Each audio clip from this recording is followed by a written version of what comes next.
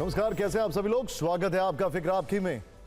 आज सबसे बड़ी फिक्र ईरान अमेरिका पीस डील को लेकर है। 24 घंटे पहले जिस डील पर अमेरिका और ईरान ने साइन किए थे, अब लग रहा है कि इस डील की धज्जियां उड़ गई हैं, क्योंकि 100 दिनों के बाद होर्मुज़ स्ट्रेट खुला और फिर अचानक कुछ घंटों में बंद कर दिया गया। दूसरी खबर में इजराइल का विद्रोह है। इजराइल ने पीस डील के फौरन बाद लेबनान पर भीषण हमले शुरू कर दिए हैं, वो भी जेडी वेंस की चेतावनी के बावजूद। नेतन्याहू ने ऐसा क्यों किया, समझना जरूरी है। वहीं फ्रांस के एवियान से आए एक वीडियो पर ग्लोबल विवाद छिड़ गया है। ट्रंप की बयानबाजी पर इटली की पीएम मेलोनी भड़क गई हैं और अपने विदेश मंत्री का अमेरिकी दौरा रद्द करवा दिया है। वो कुछ ऐसा ही काम वैसे फ्रांस के राष्ट्रपति के साथ भी कर चुके हैं। खैर, अगली खबर अयोध्या के राम मंदिर चढ़ावा चोरी से जुड़ी हुई है, जिसमें प्राण प्रतिष्ठा भी पहले से शुरू हुए एक खेल का राज खोलेंगे। अब बात सुप्रीम कोर्ट के उस ऐलान की भी होगी जो फुटपाथ को लेकर बजाया गया है। सुप्रीम कोर्ट ने आज क्यों कहा कि फुटपाथ पर चलना मौलिक अधिकार है, इसे भी हम समझेंगे। लेकिन आज फिक्र पश्चिम एशिया में पीस डील के नाम पर हुए बद्दे मजाक की, क्योंकि सिर्फ 24 घंटे में ही इस पीस डील के टुकड़े टुकड़े हो गए। वहीं दूसरी तरफ अमेरिकी राष्ट्रपति डोनाल्ड ट्रंप के झूठ पर इटली की प्रधानमंत्री जॉर्जिया मेलोनी ने उन्हें बुरी तरह से धो दिया है। मतलब आज फिक्र के दो चैप्टर हैं जिन्होंने पूरी दुनिया की धड़कनें बढ़ा दी हैं। पहला चैप्टर पश्चिम एशिया से है, जहां शांति की बातें हो रही थी, लेकिन समंदर में तनाव का बारूद बिछ गया है। लेबनान पर इजराइल के ताबड़तोड़ हमलों के बाद ईरान ने एक बार फिर होर्मुज़ स्ट्रेट को बंद कर दिया है। दूसरा चैप्टर फ्रांस के एवियान शहर में हुई ट्रंप मेलोनी की मुलाकात को लेकर है। ट्रंप ने एक इंटरव्यू में कहा कि मेलोनी उनके साथ एक तस्वीर खिंचवाने के लिए गिड़गिड़ा रही थी, वो बार बार मिन्नतें कर रही थी। ट्रंप की बयानबाजी पर इटली की पीएम जॉर्जिया मेलोनी ने ऐसा जवाब दिया कि कूटनीतिक भूचाल आ गया। मेलोनी ने एक वीडियो में ट्रंप के एक झूठ को बेनकाब कर दिया है। इसके बाद इटली के विदेश मंत्री ने अपना अमेरिका का दौरा तुरंत रद्द कर दिया है। पहली तस्वीर से साफ है कि पश्चिम एशिया में शांति की कोशिशें कमजोर पड़ गई हैं। दूसरी तस्वीर से साफ है कि अमेरिका पर सहयोगियों का भरोसा भी कमजोर होता नजर आ रहा है। यानी ना तो पीस डील टिक पा रही है और ना ही दोस्ती। कल तक पूरी दुनिया को बताया जा रहा था कि बातचीत होगी, तनाव कम होगा, युद्ध टलेगा, शांति का रास्ता निकलेगा, लेकिन आज वहीं पश्चिम एशिया में बमबारी की गूंज सुनाई दे रही है। कल पीस डील की बातें हो रही थी, आज जला देंगे, मिटा देंगे और बर्बाद कर देंगे जैसे शब्द गूंज रहे हैं। कल ट्रंप और मसूद पेजेशकिन ने पीस डील पर महत्वपूर्ण साइन किए थे। आज इस डील के लिए जिनेवा में होने वाली बैठक भी नहीं हो पाई। इतना ही नहीं, आज इजराइल के राष्ट्रीय सुरक्षा मंत्री इतमार बेन गिविर ने कहा पूरे लेबनान को जला देंगे। पश्चिम एशिया में नपे तुले जवाब और संयम से युद्ध नहीं जीता जाता, आतंक को कुचलना होगा। पीस डील के अगले कुछ ही घंटों में इजराइल ने लेबनान पर भीषण बमबारी की है। आईडीएफ ने एक पोस्ट में बताया कि साउथ लेबनान में 80 से ज्यादा ठिकानों पर अटैक किया गया है। ईरान ने अमेरिका के साथ पीस डील पर सिर्फ इसी शर्त पर साइन किए थे कि पहले लेबनान पर हमले रोकने होंगे, लेकिन इजराइल ने ठीक उल्टा किया। दावा किया जा रहा है कि इन हमलों में 18 से ज्यादा लोग मारे गए हैं। तो सवाल है कि क्या पीस डील के नाम पर सिर्फ समय खरीदा गया, टाइम बाइंग टैक्टिक्स? क्या कूटनीति के मंच के पीछे मिसाइलों की तैयारी चल रही थी? पीस डील पर सवाल क्यों उठ रहे हैं? पीस डील के अगले 24 घंटे में क्या हुआ है, यह देखना भी जरूरी है। आईडीएफ ने लेबनान में 80 से ज्यादा ठिकानों पर हमले किए हैं। हिजबुल्लाह के हमलों में 4 इजरायली सैनिकों की मौत हुई है। जेडी वेंस ने अपना स्विट्जरलैंड का दौरा रद्द कर दिया है। आज जिनेवा में अमेरिका ईरान में होने वाली बातचीत रद्द हो गई है। ईरान ने कहा कि लेबनान में हमले रुकने की गारंटी मिले तभी बात होगी। इजराइल ने कहा कि वो कभी भी ईरान पर हमले के लिए तैयार है। यानी एक तरफ शांति का पोस्टर और दूसरी तरफ युद्ध की पटकथा। और अब ईरान ने जवाबी कार्रवाई करते हुए होर्मुज़ स्ट्रेट को एक बार फिर से बंद कर दिया। आईआरजीसी की नेवी ने मैरीटाइम फ्रीक्वेंसीज रेडियो पर चेतावनी जारी करते हुए कहा कि कोई भी जहाज होर्मुज़ पार करने की कोशिश ना करे। जो जहाज इस निर्देश को नहीं मानेगा उसे टारगेट किया जाएगा। ईरान का कहना है कि होर्मुज़ स्ट्रेट तब तक बंद रहेगा जब तक इजराइल लेबनान पर हमले करना पूरी तरह बंद ना करे। ईरान ने इस चेतावनी में यह भी कहा कि होर्मुज़ स्ट्रेट तब तक बंद रहेगा जब तक अमेरिका की यहां नाकाबंदी रहेगी और जब तक अमेरिका फारस की खाड़ी से पूरी तरह नहीं निकल जाएगा। यानी ईरान ने एक बार फिर वो समुद्री रास्ता बंद कर दिया है जहां से दुनिया का लगभग 20% तेल सप्लाई होता है। अब ऑयल मार्केट में भूचाल आ सकता है। आपको एक डिस्क्लेमर बता दूं, तेल की कीमतें एक बार फिर से बढ़ सकती हैं, लेकिन जो ऑयल मार्केट है वो फ्राइडे को बंद हो जाता है। तो इसका जो इंपैक्ट है वो आपको अगले 2-3 दिन में समझ में आएगा। इस युद्ध के तीनों किरदार, अमेरिका, ईरान और इजराइल की तरफ से बयानबाजी में भी कोई संयम नहीं है। डील के बाद ट्रंप ने खुद को सर्वशक्तिशाली बताते हुए कहा कि मेरी शक्ति की कोई सीमा नहीं है। इसके बाद ईरान के सुप्रीम लीडर मुश्तबा खमने ने कहा कि ट्रंप ने हताशा में और दबाव डालकर समझौता किया। वहीं इजराइल के सुरक्षा मंत्री ने कहा कि पूरे लेबनान को जला देना चाहिए।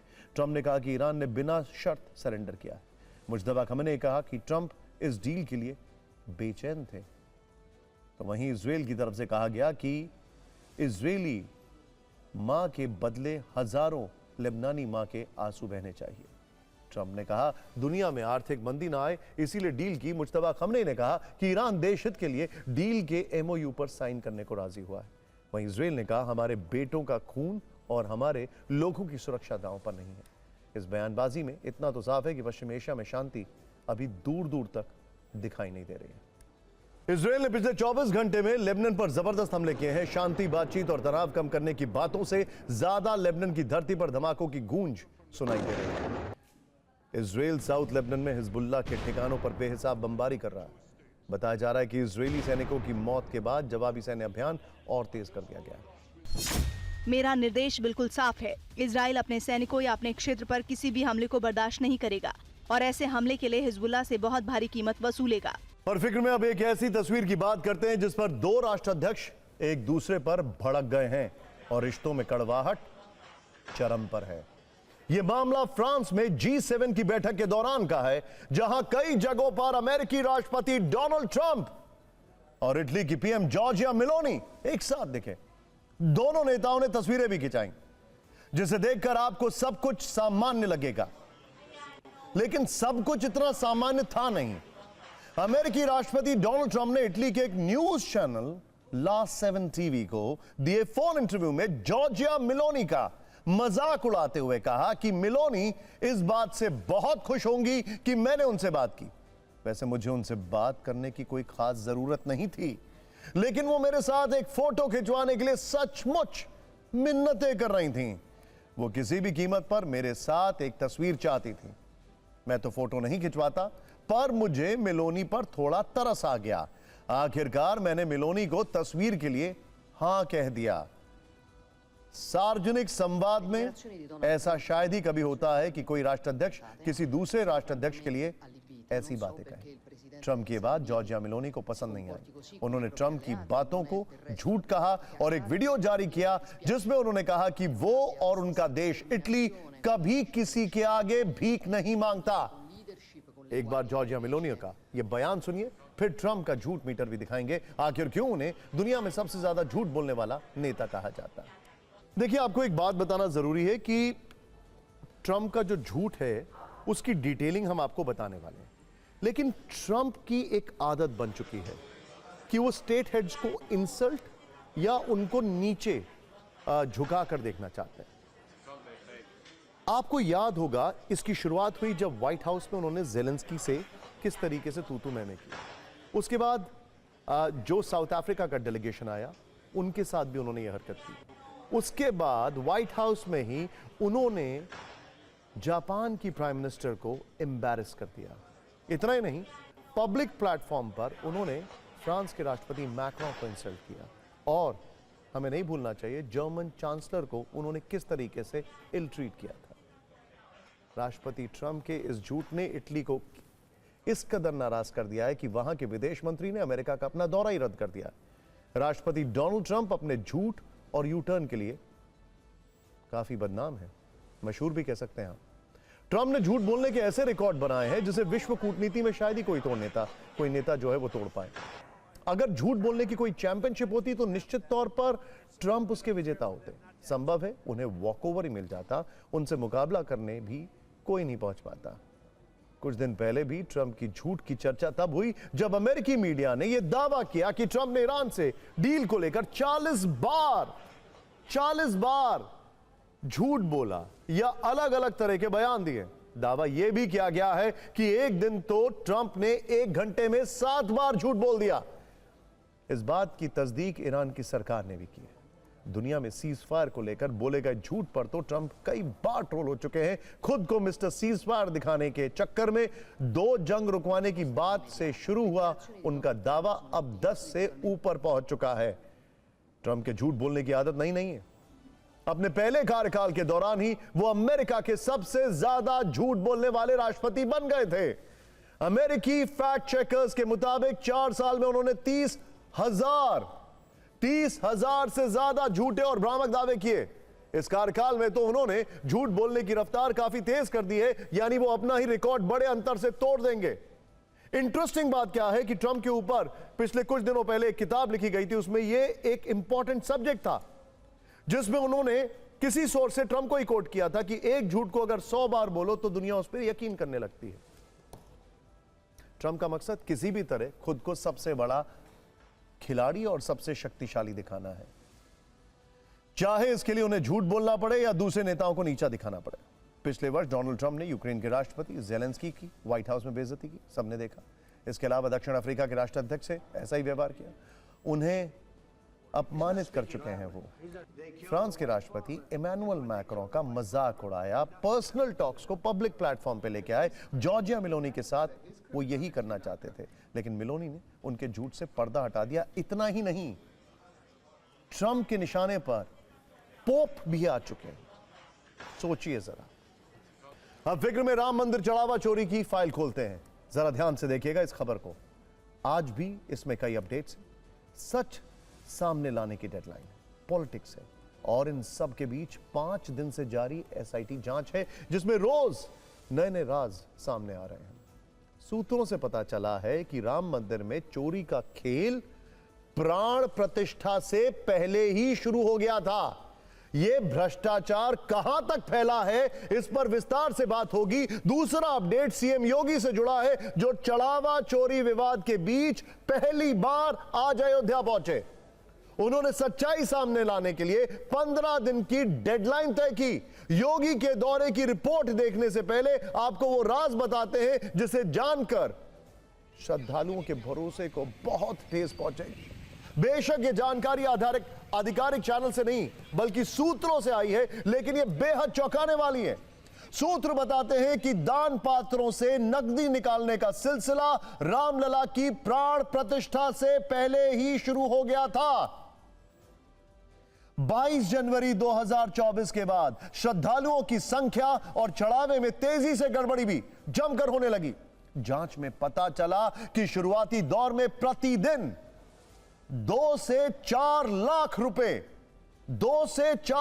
रुपए तक की हेराफेरी हो रही थी, लेकिन धीरे धीरे यह रकम कई गुना बढ़ती चली गई। अब सवाल है कि वर्षों से मंदिर परिसर में चढ़ावा चोरी का खेल कैसे चल रहा था। स्टेप बाय स्टेप इसे बताते हैं। देखिए, सूत्रों के मुताबिक जांच में पता चला है कि दान पात्रों से निकाली गई नकदी को पहले यात्री सुविधा केंद्र के वॉशरूम में छिपाया जाता था, फिर मौका मिलते ही उसे सुरक्षा जांच से बचाते हुए बाहर निकाला जाता था। यहां से यह रकम कौशलपुरी में एक लोकेशन तक पहुंचाई जाती थी, जहां मंदिर से निकाली गई रकम का बंटवारा होने की बात का पता चला है। सूत्रों के मुताबिक चढ़ावा चोरी का पता 5 जून को तब चला जब ट्रस्ट के लोग अचानक यात्री सुविधा केंद्र पहुंचे। सुरक्षा कर्मियों को बुलाकर एक नोट गिनने वाले की तलाशी ली गई तो उससे कुछ पैसे मिले। शक होने पर पूछताछ हुई तो उस कर्मचारी ने अनुकल्प और लवकुश का नाम लिया और यहीं से घोटाले के तार खुलते गए। यात्री सुविधा केंद्र में हुई पूछताछ के दौरान यह सवाल भी उठाया गया कि बाहर निकलते समय गणना कर्मियों की जांच क्यों नहीं होती थी। इसका जवाब ढूंढा जा रहा है। अब तक की जांच में सूत्रों से जो संदिग्ध चेहरे हैं उनमें अनुकल्प मिश्रा, लवकुश मिश्रा, रामशंकर यादव उर्फ टिन्नू, मनीष यादव, सुभाष श्रीवास्तव और राजेश पाठक का नाम बताया जा रहा है। इन सब की भूमिका पर आगे बात होगी। जांच पड़ताल में सामने आए और भी राज अभी खुलने बाकी हैं, लेकिन पहले सीएम योगी के अयोध्या दौरे की बात कर लेते हैं। चढ़ावा चोरी विवाद के बाद आज उन्होंने रामलला के दर्शन किए, आरती और पूजा की। सीएम के आदेश पर आरोपों की एसआईटी जांच चल रही है, लिहाजा उन्होंने उठ रहे सवालों और आरोपों पर खुलकर जवाब दिया, साथ ही विपक्ष पर कटाक्ष किया। हम लोगों ने ट्रस्ट के अनुरोध पर एसआईटी जांच बिठाई है और मैं उन्हें इस बात के लिए कह सकता हूं कि एसआईटी जांच दूध का दूध और पानी का पानी करके रहेगी, उसमें कोई संदेह नहीं। 500 वर्षों तक मर्यादित रहते हुए हमने संघर्ष किया है। 15 दिन और देख लें, इंतजार कर लो, चिंता मत करो। अगर कोई अपराधी है और कोई भी होगा, बचेगा नहीं, यह सुनिश्चित है। लेकिन हम अयोध्या को बदनाम करने वाले, राम जन्मभूमि मंदिर को अपमानित करने वाले लोगों के बहकावे में कतई ना आए। ये लोग कभी नहीं चाहेंगे कि अयोध्या का नाम हो। ये कभी नहीं चाहेंगे कि अयोध्या सम्मान पाए।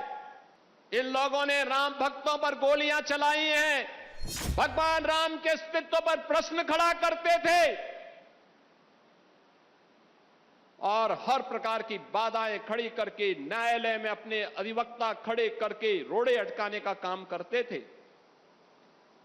ये लोग उपदेश देना बंद करें और जो प्रदेश के कुख्यात माफियाओं के कब्र पे जाकर के फातिया पढ़ते थे, ये लोग आज राम भक्ति का उपदेश हमें देने चले हैं। जिन लोगों ने अब तक अयोध्या में राम जन्मभूमि में दर्शन नहीं किया और जिन्होंने अपने विधायकों को भी अयोध्या धाम जाने से रोका क्योंकि उनकी भक्ति राम पर नहीं थी, वे तो बाबर को मानने वाले लोग हैं। इस सब के बीच में सीएम योगी के अयोध्या पहुंचने से पहले ही उनकी यात्रा को लेकर इशारों में कटाक्ष भी किया गया। समाजवादी पार्टी के अध्यक्ष अखिलेश यादव ने सोशल मीडिया पर लिखा, एक एसआईटी किसी की रिकॉर्ड तोड़ अयोध्या यात्राओं की पड़ताल के लिए भी बनाई जानी चाहिए। जाहिर है उन्होंने किसी का नाम नहीं लिया, लेकिन समझने वाले समझ गए कि उनका इशारा किन की ओर था। योगी आदित्यनाथ के बयान के बाद अब से कुछ देर पहले अखिलेश यादव ने एक और पोस्ट किया। उन्होंने सवाल उठाते हुए लिखा, आज के भाषण में बयान कम, धमकी अधिक क्यों थी? आज वहां चेहरा उतरा हुआ क्यों था? आवाज को तो जानबूझकर ऊंची करने का प्रयास पूरा था, लेकिन आत्मविश्वास शून्य क्यों था? इस बार अपने खास लोगों से मिले क्यों नहीं? जनता कह रही है दूध का दूध, पानी का पानी नहीं, सोने का सोना, चांदी की चांदी करें। चढ़ाए गए पैसों, अनमोल शिलाओं के अलावा बहुमूल्य धातुओं और जेवरों का भी हिसाब देना पड़ेगा। खैर, वापस अपने इन्वेस्टिगेशन वाले हिस्से पर लौटते हैं। अब कई सवाल हैं जिनके जवाब आपके सामने आने वाले हैं। एसआईटी अब यह पता लगाने में जुटी है कि आखिर इतने लंबे समय तक बिना किसी रोक टोक के यह खेल कैसे चलता रहा, इसमें किन किन लोगों की भूमिका रही। कई जिम्मेदार लोग भी जांच के घेरे में हैं। अब उन संदिग्धों से आपका परिचय करवाते हैं जिनका जिक्र अभी अभी हमने किया था। पहला नाम है अनुकल्प मिश्रा। अनुकल्प मिश्रा, सूत्रों के मुताबिक एसआईटी की पड़ताल में यह नाम प्रमुखता से आया है। बताया गया है कि एक ट्रस्टी की सिफारिश पर उसकी नियुक्ति हुई और बाद में उसे दान राशि की गिनती की जिम्मेदारी भी मिल गई। जांच एजेंसियों को शक है कि अनुकल्प ने धीरे धीरे अपने रिश्तेदारों और परिचितों का एक नेटवर्क तैयार किया जिसके जरिए दान राशि की हेराफेरी की गई। सूत्रों के मुताबिक करीब 8 महीने पहले अनुकल्प ने अपने बहनोई लवकुश मिश्रा को भी गिनती के काम से जोड़ दिया। आरोप है कि उसने अपनी शिफ्ट में काम करने वाले कई कर्मचारियों को प्रभाव में लेकर पूरे सिस्टम पर पकड़ बना ली। अनुकल्प मिश्रा के अलावा जांच में दूसरा संदिग्ध चंपत राय का करीबी रामशंकर यादव उर्फ टिन्नू यादव है। सूत्रों के अनुसार टिन्नू ने पूछताछ में बताया है कि अनुकल्प मिश्रा और उसके कुछ परिचितों की नियुक्ति ट्रस्ट के सदस्य अनिल कुमार मिश्र की सिफारिश पर हुई थी। आरोप है कि गिनती करने में शामिल कर्मचारियों की ड्यूटी लगाने और निगरानी की जिम्मेदारी भी उन्हीं के पास थी। इसी आधार पर गुरुवार को मंदिर परिसर में ट्रस्ट के सदस्य अनिल मिश्रा से सवाल जवाब हुए थे। उनसे दान राशि की गिनती और इस प्रक्रिया से जुड़े कर्मचारियों की नियुक्ति के सिलसिले में पूछताछ हुई। जांच की आंच रिटायर्ड बैंक कर्मी सुभाष श्रीवास्तव तक भी पहुंची है, जिन पर दान राशि की गिनती के बाद उसे बैंक में जमा कराने की जिम्मेदारी थी। इनके अलावा मनीष यादव और राजेश पाठक भी जांच के दायरे में हैं। मनीष यादव को रामशंकर यादव का करीबी रिश्तेदार बताया जा रहा है। एसआईटी मनी ट्रेल और वित्तीय लेन देन की पड़ताल कर रही है। दान पात्र से घोटालेबाजों तक रकम पहुंचने की पूरी कड़ी जोड़ने की कोशिश है। संदेह के घेरे में कौन कौन है और कैसे घोटाले के तार धीरे धीरे खुल रहे हैं, यह समझते हैं। एसआईटी जांच में फोकस चढ़ावे से चोरी की गई रकम का मनी ट्रेल खोजने पर है। अंग्रेजी की कहावत है इन्वेस्टिगेशन के लिए फॉलो द मनी। यह समझने की कोशिश है कि दान पात्रों की निगरानी व्यवस्था कितनी प्रभावी थी। क्या दान पात्र से निकाली हुई रकम बैंक में जमा होने से पहले कहीं और भेजी जाती थी? बैंक रिकॉर्ड और गिनती की प्रक्रिया की गहन जांच जारी है। जांच की आंच ट्रस्ट के कई लोगों तक पहुंच रही है। जांच के घेरे में ट्रस्ट के सदस्य चंपत राय, गोपाल राव और अनिल मिश्रा हैं। इनके अलावा तीनों के करीबी कर्मचारी भी एसआईटी के रेडार पर हैं। मंदिर प्रबंधन से जुड़े लोगों की भूमिका पर भी सवाल उठ रहे हैं। कम वेतन वालों की संपत्ति बढ़ने पर भी शक गहरा हुआ है। कुछ कर्मचारियों का वेतन सिर्फ 12 से 18 हजार रुपए महीना है, लेकिन उन लोगों के पास करोड़ों की संपत्ति होने का आरोप है। ऐसे में एसआईटी टीम को आय और संपत्ति के सोर्स की तलाश है। खासतौर से रमाशंकर उर्फ टिन्नू यादव संपत्तियों की जांच संभव है। कर्मचारियों की नियुक्ति पर भी सवाल उठ रहे हैं। कहा जा रहा है कि कुछ लोगों को बिना पुलिस वेरिफिकेशन के संवेदनशील जिम्मेदारियां दी गई। करोड़ों श्रद्धालुओं की आस्था से जुड़े संस्थान में वित्तीय अनियमितता के आरोप ट्रस्ट की विश्वसनीयता पर सवाल खड़े करते हैं। इसीलिए निष्पक्ष जांच बेहद महत्वपूर्ण मानी जा रही है। लेकिन इस मामले में राजनीति कितनी रफ्तार पकड़ रही है, इसे इन बयानों से देखते हैं।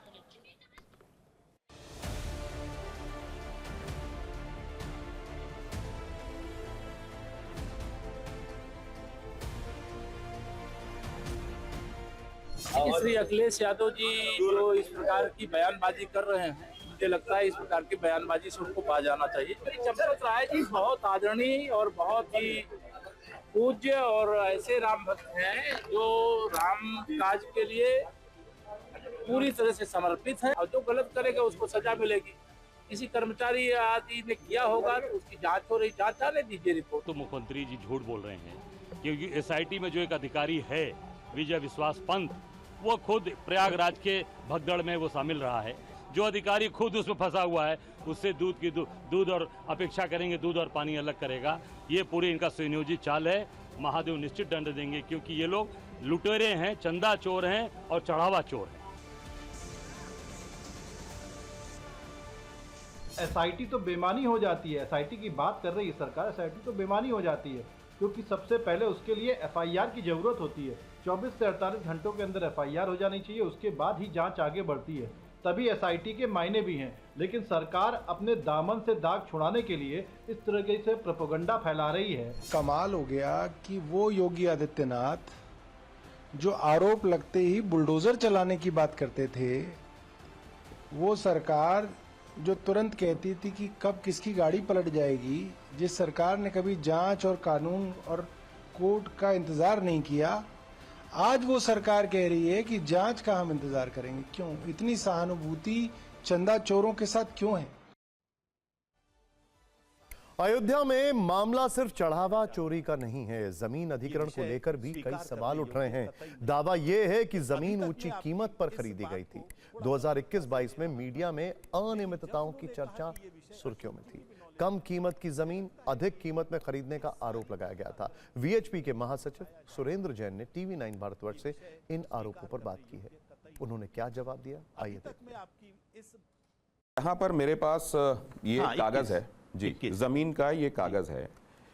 इस कागज में ये मातहती खेवट, ये देखिए, ये एक कागज है। अगर आप चाहेंगे तो मैं आप तक ये पहुंचवा भी दूंगा। मतलब इसमें एक बात बहुत स्पष्ट रूप से सामने आती है कि एक जमीन जो महंत मुरलीदास के नाम पर थी, उसको नजूल में दर्ज किया गया उप जिलाधिकारी महोदय की तरफ से ये आदेश है 30/6/2023 का, जिसमें नजूल की जमीन को या किसी के स्वामित्व की भी अगर जमीन थी तो उसको जिसकी कीमत कम थी बैनामा किसी के नाम पर, ए ने बी के नाम पर बैनामा किया और बी ने बहुत कई गुना ज्यादा कीमतों में वो ट्रस्ट को दी।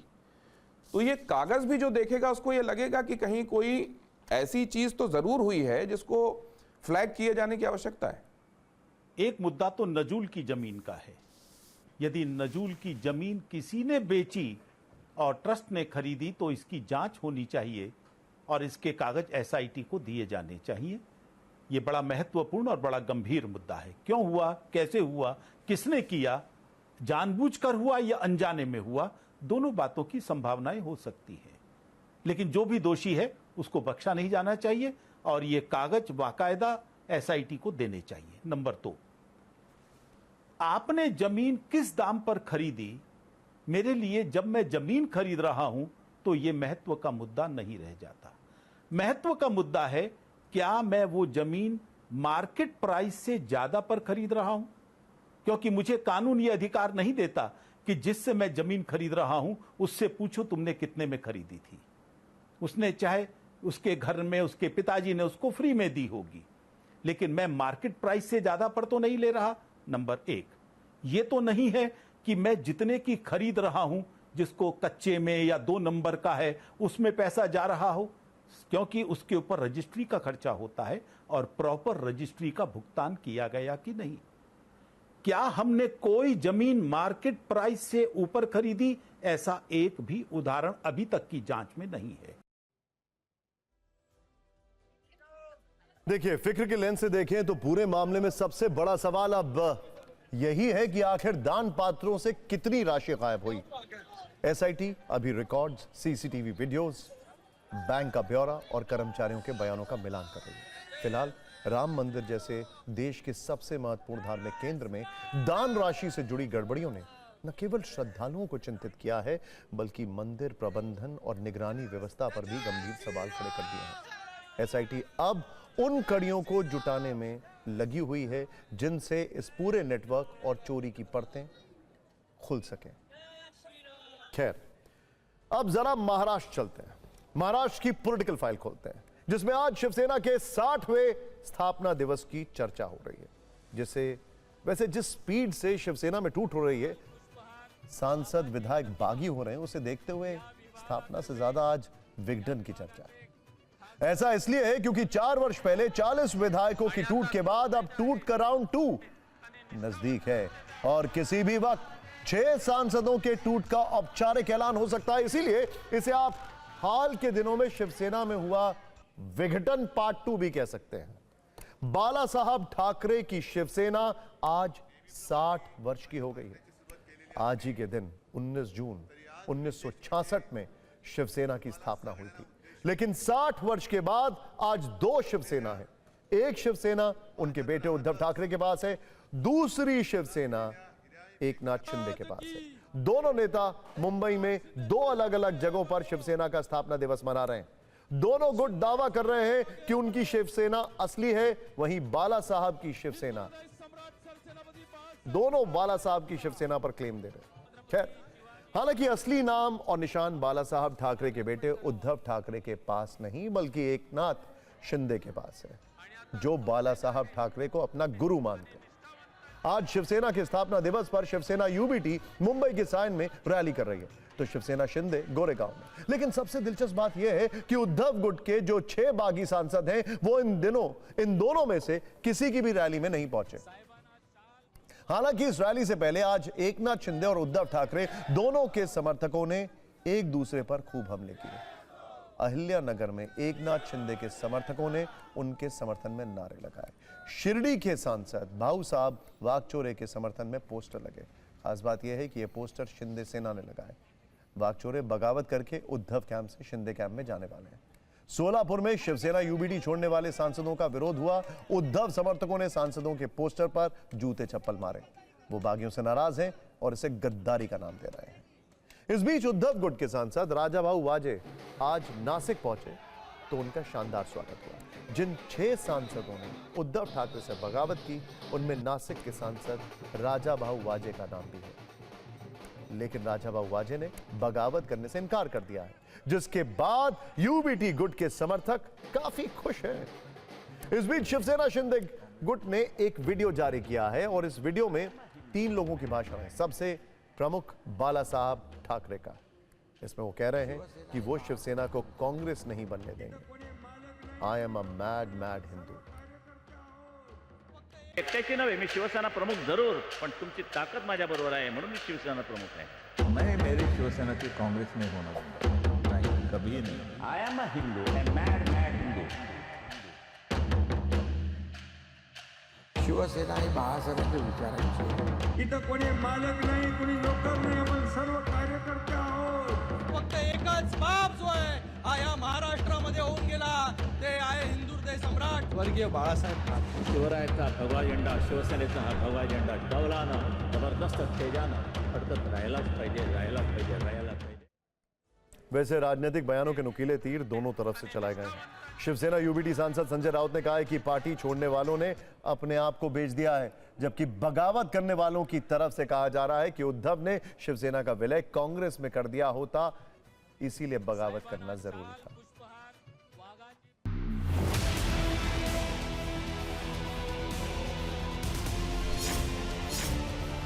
ये सब बिके हुए लोग हैं, ये पैसे के पीछे वो लोग पागल हो गए हैं। उनको ना कोई निष्ठा है, ना लॉयल्टी है। जाने दो, अब वो हमारे नहीं रहे हैं।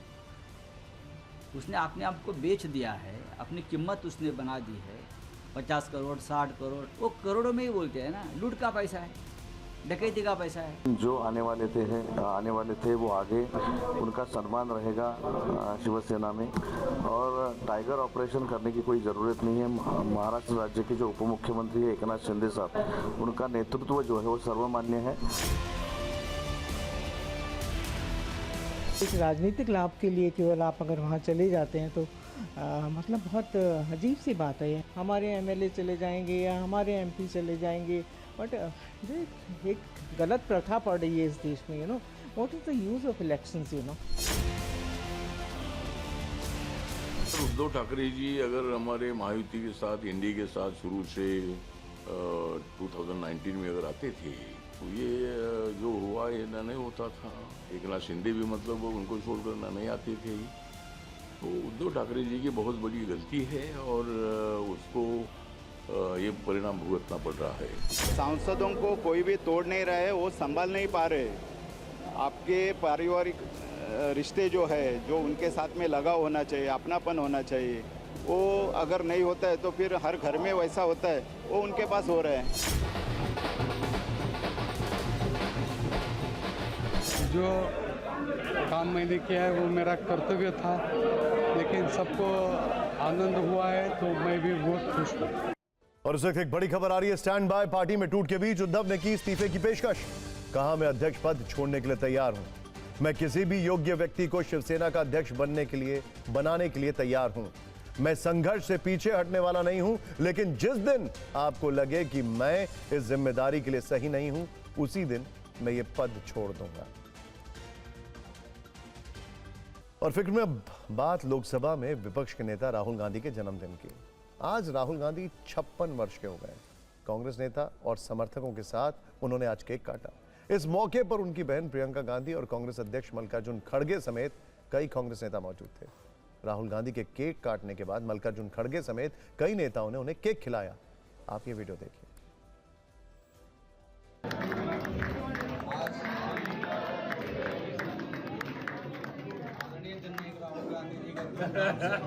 सांसद सभी वरिष्ठ लीडर आज हम लोग मना रहे हैं जन्मदिन।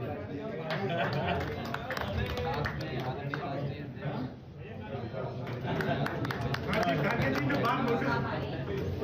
आगे जी ने बात नोटिस नहीं की। आगे जी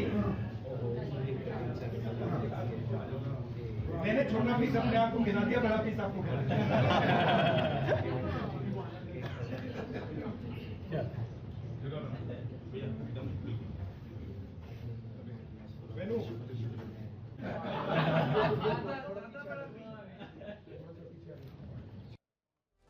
फिक्र में अब आगे बढ़ते हैं ओडिशा के उस शिक्षा विभाग की बात जिसने स्कूली पाठ्यक्रम की किताबों में गलतियों का रिकॉर्ड बना दिया है।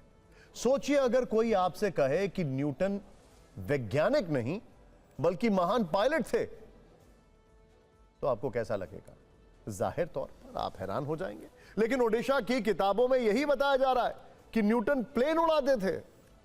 गलतियों की लिस्ट यहां खत्म नहीं होती है। पहली क्लास से लेकर 8वीं क्लास तक की किताबों में इतनी गलतियां हैं कि संख्या जानकर आप हैरान हो जाएंगे। दावा किया जा रहा है कि 8वीं क्लास की किताबों में कुल 1700 से ज्यादा गलतियां हैं। सबसे ज्यादा 705 गलतियां 8वीं की किताबों में मिली हैं। ये किताबें 2026-27 के लिए नेशनल एजुकेशन पॉलिसी और ओडिशा करिकुलम फ्रेमवर्क 2025 के तहत तैयार की गई थी। गलतियों के लिहाज से इतिहास, भूगोल और विज्ञान किसी विषय के साथ भेदभाव नहीं किया गया है। हर विषय में गलतियां हैं। सबसे ज्यादा चर्चा इस बात की है कि महान वैज्ञानिक न्यूटन को ग्रेटेस्ट पायलट बता दिया गया। कर्नाटक विधानसभा की तस्वीर को ओडिशा विधानसभा का बता दिया गया। कर्नाटक के हम्पी मंदिर के परिसर की तस्वीर को कोणार्क सूर्य मंदिर बताया गया। ओडिशा की नियमगिरी पहाड़ियों को झारखंड में दिखाया गया। विज्ञान से जुड़े चैप्टर में भी कई गलत कॉन्सेप्ट लिखे हैं। किताब में टेम्परेचर को प्रेशर बताया गया है। इसके अलावा गेहूं को धान और कांच के ग्लास को कप लिखा है।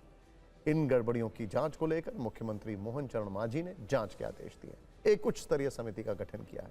विभाग ने यह तो माना है कि किताबों में गलत जानकारी छपी है, लेकिन क्योंकि किताबें छात्रों को बांटी जा चुकी है इसलिए वो वापस नहीं होंगी। शिक्षकों को निर्देश दिए गए हैं कि वो किताबों में मौजूद गलतियां ठीक कराएं। शिक्षकों से कहा गया है कि छात्रों को सही जानकारी दें। अफसोस। खैर, अब सुप्रीम कोर्ट से एक बहुत जरूरी और महत्वपूर्ण अपडेट यह है फुटपाथ पर चलने को लेकर। वो फुटपाथ जो महानगरों की दौड़ती भागती जिंदगी में दब कर रह गए। फाइलों में एक एक फुटपाथ का अपडेट है, लेकिन हकीकत कोसों दूर है। आज ऐसी ही व्यवस्था पर सुप्रीम कोर्ट ने बड़ी चोट की है। सड़क दुर्घटना से जुड़े एक मामले में जजमेंट सुनाते हुए 2 जजों की पीठ ने फुटपाथ पर चलने के अधिकार को मौलिक अधिकार माना। पीठ ने संविधान के अनुच्छेद 19(1)(d) के तहत इसे मौलिक अधिकार बताया है। इसमें सुरक्षित और स्पष्ट रूप से चिन्हित फुटपाथों पर चलने का अधिकार शामिल है। पीठ ने कहा है कि गाड़ी चलाने वाले पैदल चलने वालों के अधिकार को नजरअंदाज नहीं कर सकते। गाड़ियों की आवाजाही की तुलना में इस अधिकार को प्राथमिकता दी जाएगी। कोर्ट के मुताबिक राइट टू वॉक यानी चलने का अधिकार हमेशा से लोगों के रोजमर्रा के जीवन से अटूट रूप से जुड़ा रहा है। अगर इस अधिकार का उल्लंघन होता है तो लोग सुधार और मुआवजे के लिए संवैधानिक प्रावधानों का सहारा ले सकते हैं। यह काफी अजीब बात है कि हम पैदल चलने के अधिकारों को पहचानने और सुरक्षित करने पर ध्यान नहीं दे पाते। कोर्ट ने संविधान के जिस अनुच्छेद 19(1)(d) के तहत फुटपाथ पर चलने को मौलिक अधिकार माना, वो आर्टिकल सभी नागरिकों को पूरे भारत में स्वतंत्र रूप से घूमने फिरने का मौलिक अधिकार देता है। कोर्ट के मुताबिक फुटपाथ की देखभाल और उन्हें सुरक्षित रखने की जिम्मेदारी शहरी विकास विभाग, नगर निगम, नगर पालिकाओं और पंचायतों की है। लेकिन सवाल है कि जिस मौलिक अधिकार की बात सुप्रीम कोर्ट कर रहा है, क्या उसके इस्तेमाल के लिए फुटपाथ सुरक्षित बचे भी हैं? क्या वो उस रूप में मौजूद हैं जिस रूप में होने चाहिए? यहां पर तस्वीरें देखते रहिए। देश के ज्यादातर हिस्सों में फुटपाथ पर अतिक्रमण जैसी स्थिति है। फुटपाथ पर कोई फल बेच रहा है, कोई सब्जी बेच रहा है, कोई चाय बेच रहा है, कोई चाट पकौड़े की दुकान लगाए बैठा है, कोई ठेले पर सामान बेच रहा है तो कोई खिलौने बेच रहा है। मतलब फुटपाथ लोगों के चलने के लिए भले ही बने हैं, लेकिन असली इस्तेमाल रेहड़ी पटरी वाले करते हैं। कई जगह फुटपाथ पर मोटरसाइकिल को दौड़ाया, ये देखिए दौड़ाया जाता है। ये अवैध पार्किंग का ठिकाना बन चुके हैं। ऐसे में जब सुप्रीम कोर्ट का फैसला आया तो TV9 भारतवर्ष ने कई शहरों में फुटपाथ का रियलिटी चेक किया। हमें फुटपाथ तो नहीं, लेकिन उस पर अवैध कब्जा जरूर दिखा।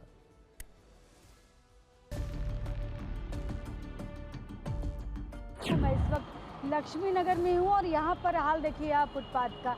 ये फुटपाथ है और आप देखिए दूर दूर तक इस फुटपाथ पर आपको सिर्फ और सिर्फ गाड़ियाँ ही नज़र आएंगी, क्योंकि यहाँ फुटपाथ पर पार्किंग बना दी गई है। आप देखिएगा हर तरफ यहाँ पर गाड़ियाँ खड़ी हुई हैं और सामने देखिए पार्किंग का बोर्ड भी लगा हुआ है। मुंबई के दादर इलाके में फुटपाथ का हाल आपको दिखाते हैं, किस तरीके से फुटपाथ पर जो लोगों के आवाजाही के लिए बनाया जाता है उस पर किस तरह से हॉकर्स जो हैं वो कब्जा बनाकर रखते हुए हैं। ये देखिए, ये फुटपाथ का रास्ता है। लोग अपने अपने गंतव्य स्थान तक पहुंचने के लिए यहाँ से जब बाहर निकलते स्टेशन से तो किस तरीके से हॉकर्स जो हैं वो यहाँ पर बैठे रहते हैं। जहाँ तक आपकी नज़र जाएगी वहाँ पर देखिए हॉकर्स जो हैं आपको दिखाई देंगे। सुबह के टाइम, दोपहर के टाइम, हर टाइम रोड भरीला रहता है। आने जाने को पब्लिक दिक्कत इतना है कि आने जाने को जगह नहीं रहती। आदमी जाएगा, कोई इमरजेंसी रहेगा तो आदमी कैसे जगह पे पहुंचे।